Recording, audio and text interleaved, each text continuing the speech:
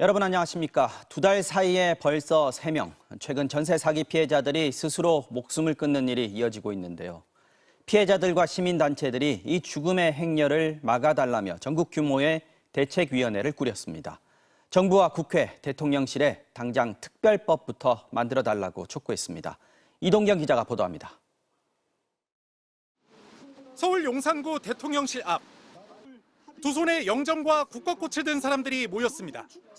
피해자 단체는 물론 참여연대 등 65개 시민사회단체들이 결성한 전세 사기 대책위원회 출범식입니다.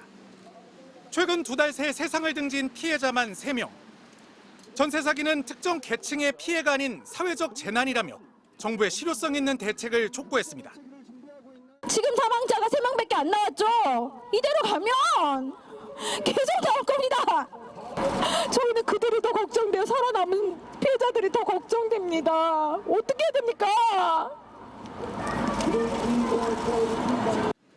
전세금 저리대출 같은 정부의 기존 대책은 세입자들에게 다시 빚을 지게 할 뿐이라고 성토했습니다. 정부에서 지금 지원하는 지원책들 피해자들이 쓸 수 없습니다. 전세로 사기로 지금 보증금 다 날렸는데 어디 전세를 또 갑니까? 어디 전세를 믿을 수 있습니까?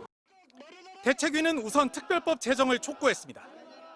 세입자들이 보유한 전세보증금 채권을 공공이 전액 사들이고 임대주택을 공급하라는 게 핵심입니다.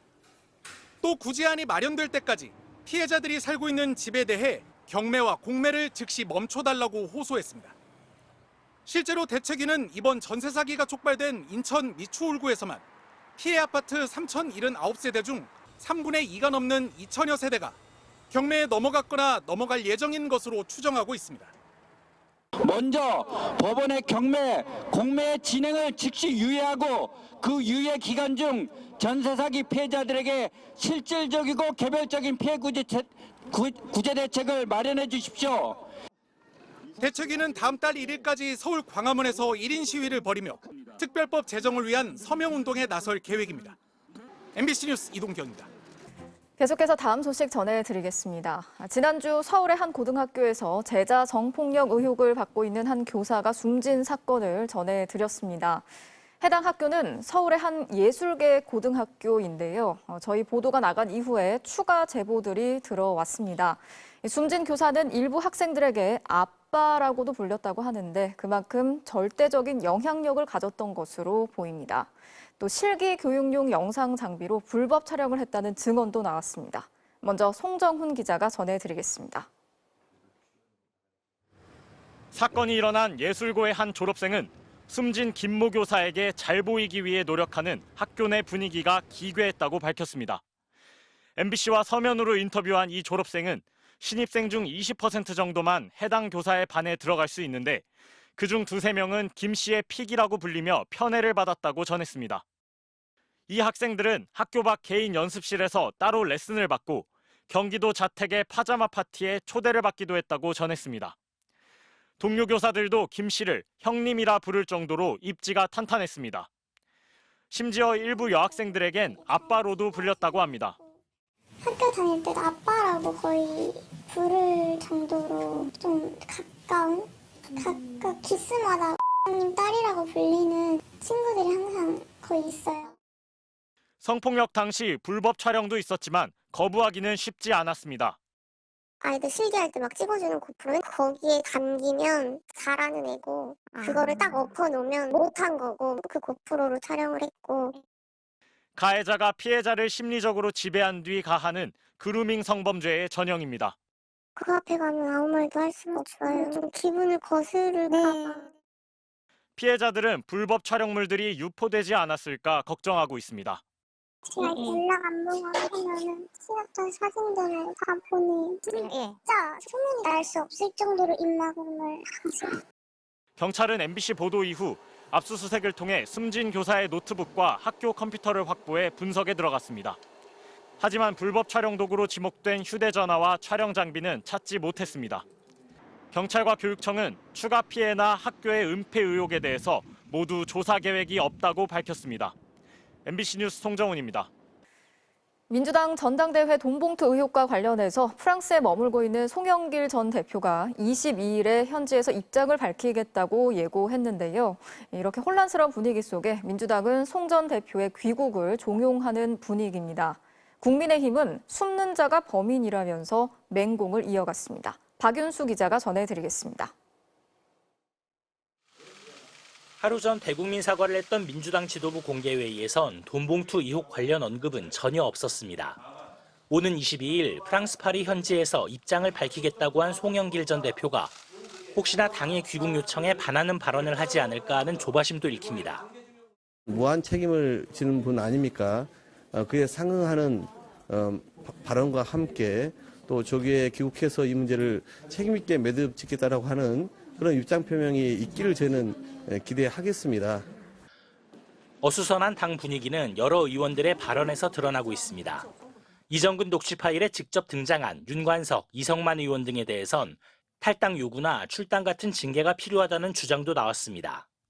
선제적 조치를 하지 않으면 국민들이 저기는 무감각한 데구나. 윤리 기준이 도덕성에 대한 기준이 정말 엉망이구나. 네. 이재명 대표를 포함해 당 전체로 사법 리스크가 확산될 수 있다는 위기감도 보입니다. 그리고 이재명 측에서 전대 개입한다는 소리를 듣게 해서는 안 된다는 입장을 가졌습니다. 네. 저도 그랬고요. 네. 본인과 관련된 주변 인사들이 어떤 문제가 좀 되고 있는 거 아니겠습니까? 그러면 들어오죠. 국민의힘은 냉폭을 퍼부었습니다. 송 전 대표에 대해선 귀국해서 조사받으라고 압박을 가했습니다. 숨는 자가 범인이라고 합니다. 당당하면 나와서 설명하면 될 텐데 왜 외국으로 도망가서 자꾸 뒤에서 수근수근 하는지 모르겠습니다.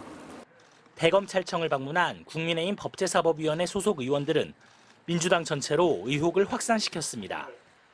당대표 선거를 위해서 조직적으로 많은 사람이 관여한 조직 범죄입니다.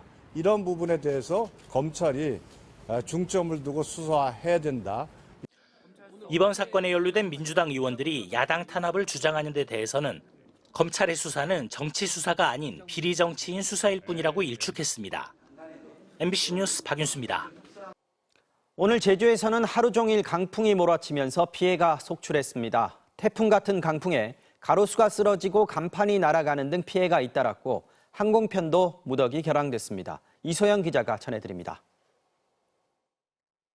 왕복 4차로 도로 옆 가로수의 굵은 가지가 갑자기 부러지면서 차로 하나를 가로막습니다.